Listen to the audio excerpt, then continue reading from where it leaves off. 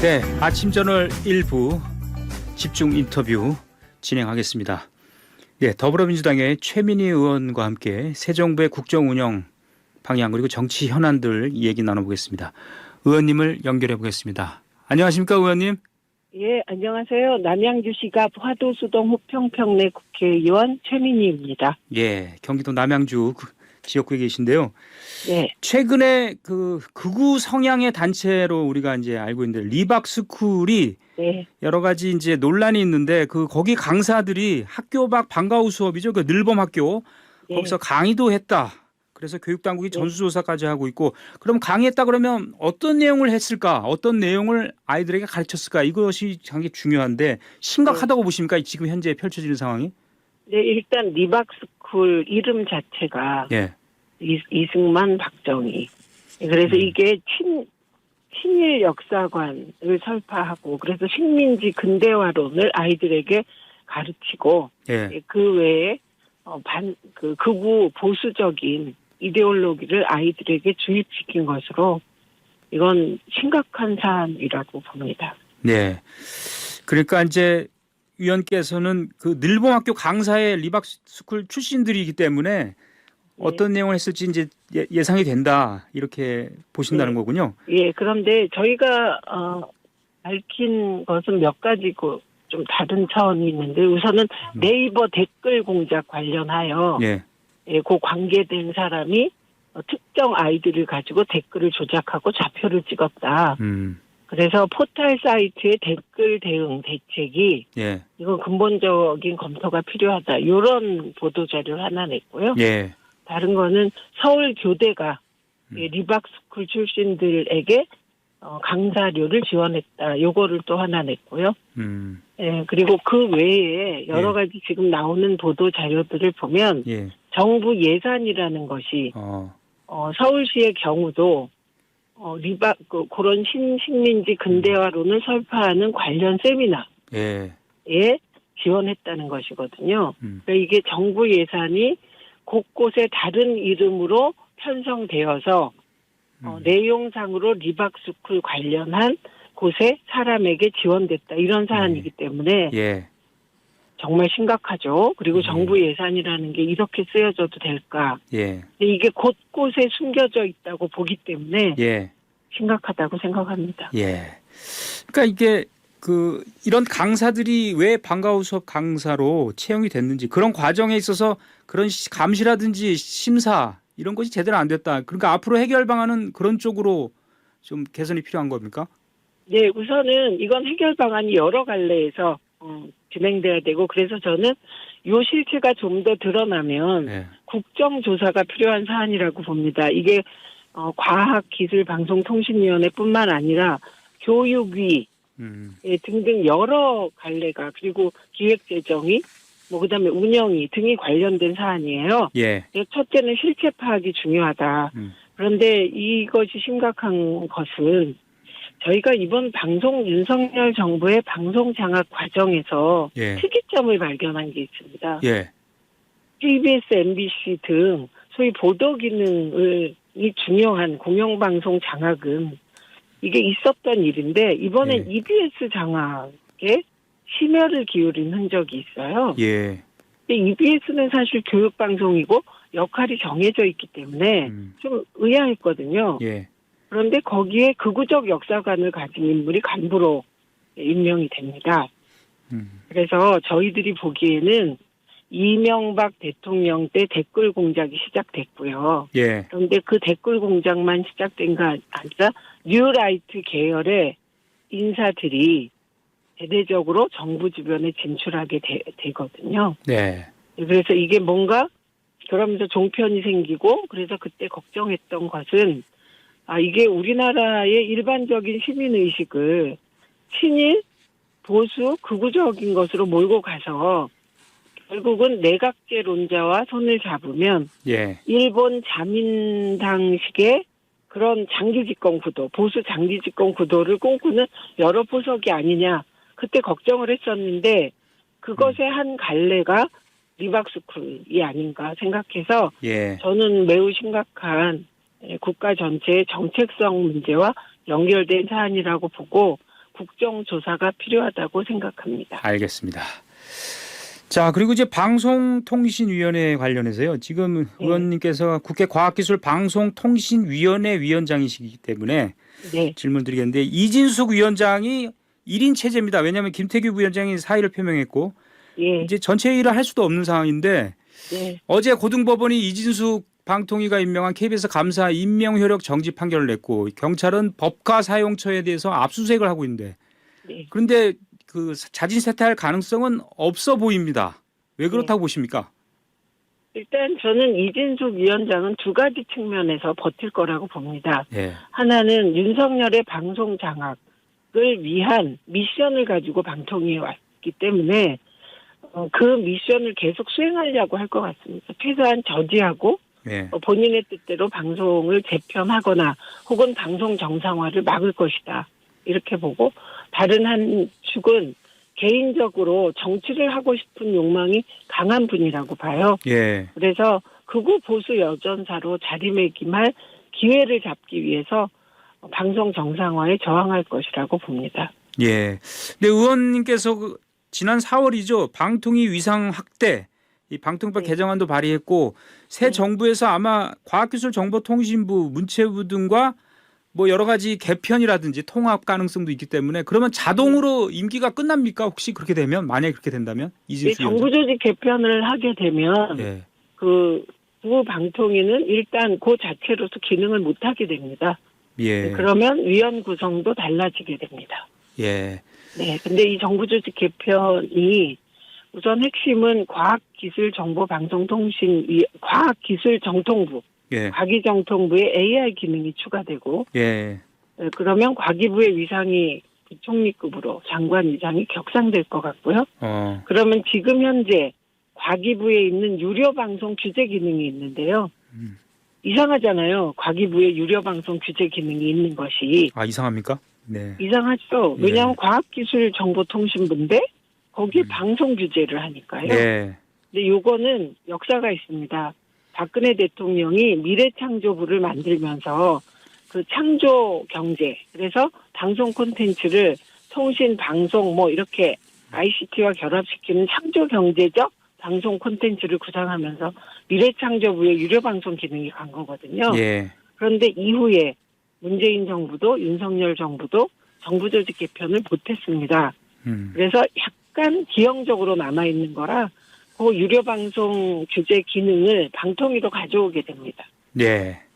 그리고 의원께서 요즘 강조하시는 게 AI 정책. 네. 그래서 의원님께서 최근은 아니군요. 좀 됐는데 과학기술정보통신 인공지능부 네. 이렇게 이제 부총리급으로 네. 한다고 했는데 이 새 정부에서 아마 그렇게 갈 걸로 보십니까?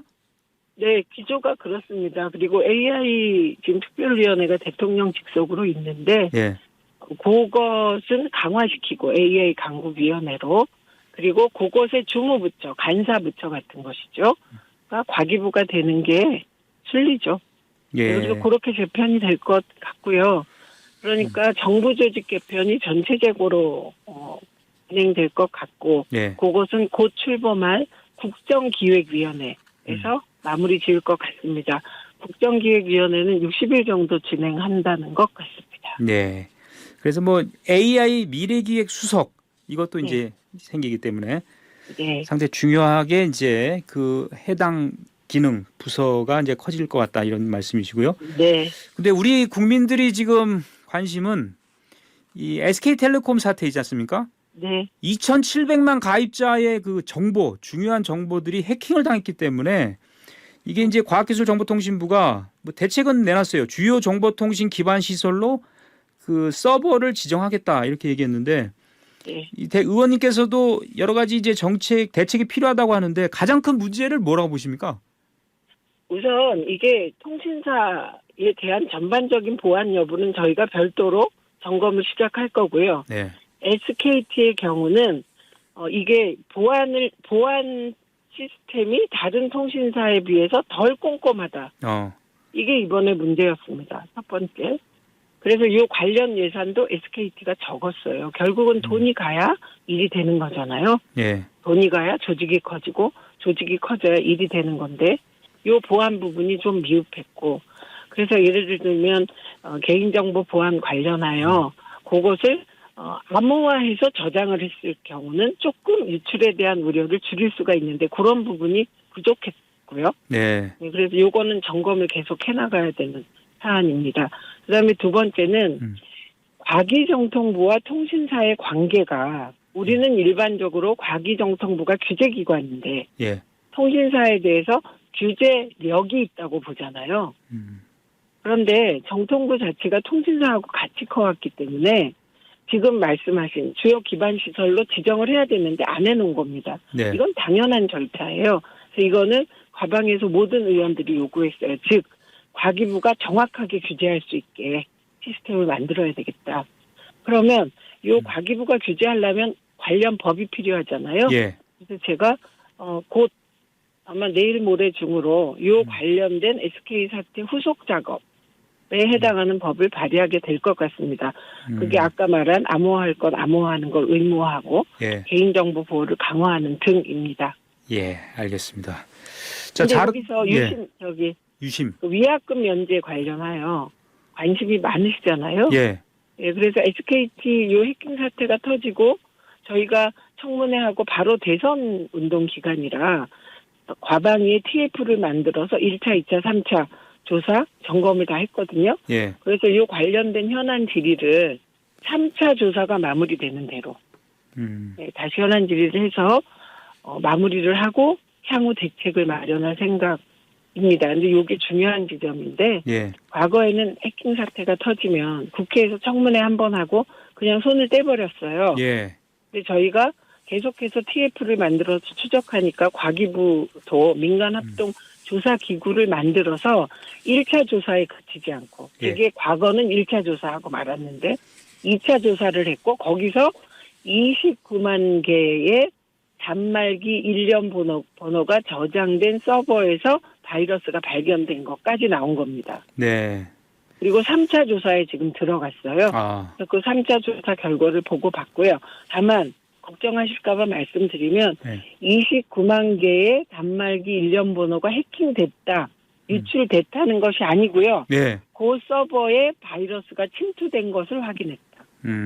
여기까지라는 점입니다. 그래서 저희가 마무리를 잘 해가겠습니다. 네, 알겠습니다. 앞서 제가 질문을 안 드린 게 하나 있는데 그 방송 3법 있지 않습니까?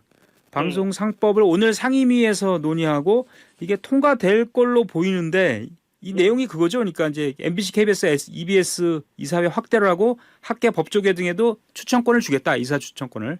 네, 그렇습니다. 그동안에는 국회가 여야 몫으로 사실상 예를 들면 KBS는 11명이면 여 7, 야 4 이런 식으로 구성을 했습니다. 네. 그런데 정치권 몫을 50% 미만으로 줄입니다. 그런데 이 부분에 대하여 일부 오해가 있는 기사가 있었는데요. 예. 모든 국가의 예산이 들어가서 운영되는 기구는 대표성을 가지는 기관에서 추천해야 돼요. 예. 그 대표성을 가지는 기관은 대한민국에 2단위밖에 없습니다. 이게 민주적 정당성에 따라서 추천되는 게 대통령, 선출직, 그 다음에 국회예요. 예. 그래서 대통령과 국회가 세금이 들어가는 공적 기관의 인사에 관여할 수밖에 없습니다. 예. 이건 기본이고요. 다만 방송의 특수성을 고려할 때 선출직 공직자들이 직접 관여하는 시스템은 문제가 되잖아요. 예.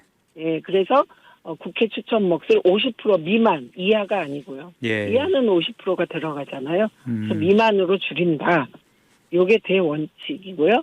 그다음에 나머지 추천 단위에 대해서는 예. 이제 여야가 논의를 해야 될 것 같은데 21대 법안에서는 뭐 예를 들면 직능 단체들의 추천권을 줬는데 이에 대한 많은 문제 제기가 있었습니다. 맞습니다. 예. 예, 긍정적인 입장도 있지만 부정적인 문제 제기도 많았어요. 그래서 이런 부분들을 심도 깊게 논의를 했고 요게 국민의힘에서 집중적으로 문제 제기한 거예요. 그렇죠. 예. 그게 민주노총이 줄라는 거다 이렇게. 예. 근데 그것은 과다한 지적이지만 그 문제 제기에 대해서 심도 깊게 논의해서 대안을 마련했습니다. 예. 어쨌든 오해가 있었다고 하시는 부분은 정치권의 입김이 더 강해지는 거 아니냐라는 것은 오해 말이 안 되죠. 말이 안 된다는 얘기군요. 왜 말이 안 되냐면 예. 100%를 다 국회가 사실상 지배하다가 예. 50% 미만으로 낮췄는데 어떻게 강화된 건가요? 아, 입김은 약화된다고 보시는군요. 그리고 실제로 음. 예를 들면 KBS의 경우 15명이 이사로 되어 있어요. 예. 그런데 6명을 국회가 여야가 나누어서 합니다. 음. 그럼 한 정당이 최대치로 많이 가져도 4명인데 4명이서 어떻게 15명을 지배하나요? 예. 옛날엔 100이었는데 50% 미만으로 줄였으면 진일보한 것은 평가하셔야죠. 예. 예. 어쨌든 이제 정치적 독립성을 보장하려는 방향으로 가고 있다 이런 이제 입장이십니다. 그렇습니다. 그런데 예. 예, 이게 그 다른 파트의 문제 제기도 귀 기울여야 하는데 이렇게 됐을 때 제대로 사장 추천 과정이 이루어지겠냐? 이런 문제 제기도 있습니다. 그럴 수 있어요. 예. 예, 그 준비가 되어 있냐? 음. 그러나 어쨌든 이건 정확히 대통령이 KBS 사장 뽑는데 관여하지 못하는 장치예요. 예. 그런데 보통은 여당이 될 가능성이 높은 곳은 안 하려고 하고 당선되면 안 하려고 하고 이랬던 것이거든요. 예. 일단 민주당이 과거에 문재인 정부 때 왜 안 하고 야당 되니까 하자고 하냐 이걸. 예, 그런 얘기가 이런 있어요. 비난 받았잖아요. 예.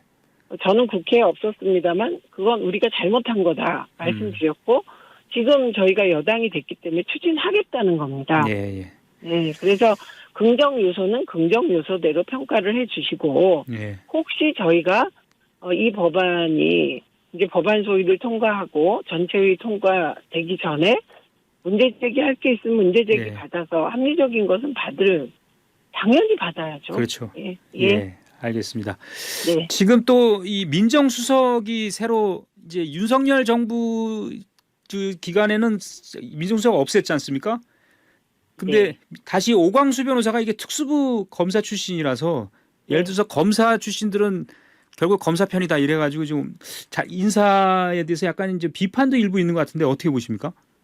우선은 민정수석 부활은 이건 해야 되는 거고요. 예. 민정의 기능이 굉장히 다양하고 필요한 것이기 때문에 윤석열 정권이 민정수석 없앴지만 그 직접적으로 검찰과 소통하면서 많은 문제를 일으켰습니다. 예. 그래서 공식적으로 있는 게 낫다. 없는 것보다 음성적인 것보단 투명한 게 낫다고 저는 늘 생각합니다. 그래서 민정수석을 다시 만든 것은 저는 긍정평가를 하고요. 예. 개인적인 민정수석의 문제점, 이 사람이 속한 법무법인이 과거에 검찰 독재에 도역했다. 사실 요거더라고요. 예. 좀 과격하게 요약하자면. 그렇죠. 그러면 그 법무법인이 그랬다고 오 민정수석이 어느 정도 관여했냐? 저로서는 알 길이 없고 예. 이 많은 문제 제기를 대통령께서 다 들으셨어요. 예. 그럼에도 불구하고 검찰을 잘 아는 사람이 필요하다. 네, 그리고 오 수석이 검찰이 제대로 되는데 소위 검찰이 아니라 검찰 기능이 제대로 되는데 소신이 있다고 하니 예. 맡겨보겠다. 그럼 저는 존중합니다. 예. 대통령의 뜻을 존중하고 대통령께서 운영하시다가 예. 정말 그 법무법인 오 수석이 속한 법무법인의 특성 때문에 오 수석이 일을 못하면 예. 그때 다시 판단하실 거다 이렇게 보고 결국 지금 요 시점에서 인사권은 대통령이 가지시는 거기 때문에 예. 대통령의 인사권을 존중합니다. 알겠습니다. 네. 지금 헌법재판관 후보 이제 거론되는 분 가운데 이승엽 후보라는 분이 네. 이재명 대통령 그 여러 재판의 변호인이었기 때문에 네. 국민의힘에서는 이제 보험 든 거냐, 뭐 이해 충돌 여지가 있는 거 아니냐 이렇게 이제 비판하고 있어요. 네, 저는 정말 순결하고 경력이 아무 정치권과 연관이 없는 분이 이 세상에 계시다면 예. 그러면서 완벽하다면 그런 분 하면 좋겠어요. 예. 근데 국힘은 그런 말 할 자격 없죠. 조희대 대법원장은 윤석열 친구잖아요. 아, 친구요. 예. 네, 동지고 친구고 가깝고 예. 그래서 무리수도 두고 이랬잖아요. 근데 그거에 대해서 한마디라도 했습니까? 국힘이? 저는 그 머무든 놈이 머무든 놈 나무란다. 예. 이 속담이 국힘한테 딱 필요한 속담 같습니다.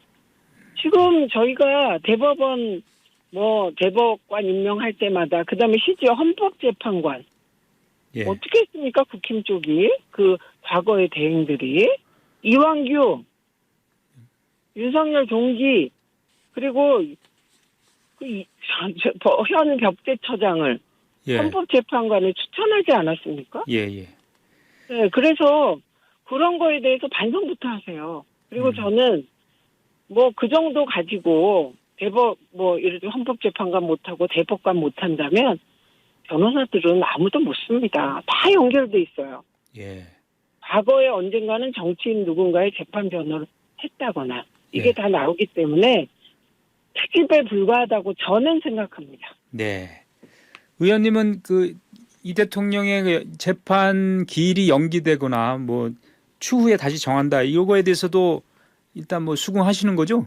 헌법 84조에 따라 자랑 결정이라고 보고 나머지 재판에 대해서도 예. 법원이 빨리 결정을 내려서 이재명 대통령께서 민생 회복과 경제 회복 그리고 내란 종식에 집중할 수 있도록 법원도 좀 도와주십시오. 예. 네. 알겠습니다. 사실 정치라는 게 의원님께서도 여야 다 경험을 해보신 걸로 제가 기억을 하는데. 저는 야당만 해서요. 여당 안 여당이 했습니까? 처음입니다. 여당이 처음이에요 지금? 네. 상당히 어색하시겠군요. 아니 좋아요. 좋아요. 네, 잘 할 수 있을 것 같습니다. 예. 저도 여당이 좋을 것 같아요 왠지 야당보다는. 근데 네. 야당이 너무 혼란스럽고 약해지고 이렇게 문을 닫을 지경까지 가면 이게 또 결코 여당한테도 좋지 않다고 보거든요. 저는 서로 이게 상생을 해야 되는데. 아니 근데 야당 지금 국힘이 저렇게 된 걸 우리가 만든 것도 아니고 예. 그 민주당은 민주당이라도 잘 챙기겠다. 저는 늘 이런 식이고 예. 제가 한계를 절대로 선을 넘지 않습니다. 논평도. 예. 왜냐 국민의힘이 자중질환에 빠진 것은 윤석열이라는 잘못된 후보를 내세워서 아내까지 쌍으로 나라를 어렵게 만들고 그리고 온갖 범죄를 저질렀다는 의혹을 받고 처가 챙기고 권력을 사유하고 이런 후보를 뽑아서 이 후보가 갑자기 검찰총장 그만두고 문재인 대통령 배신하고 검찰총장 알겠습니다. 그만두고 예. 국힘 후보가 되면서 이 불행의 씨앗이 싹튼 것이거든요. 알겠습니다, 의원님. 국힘은 잘 알아서 정리해주세요, 스스로. 예, 그렇게 하겠습니다. 제가 전달하겠습니다. 의원님 오늘 말씀 대단히 고맙습니다. 네, 고맙습니다. 민주당 최민희 의원이었습니다.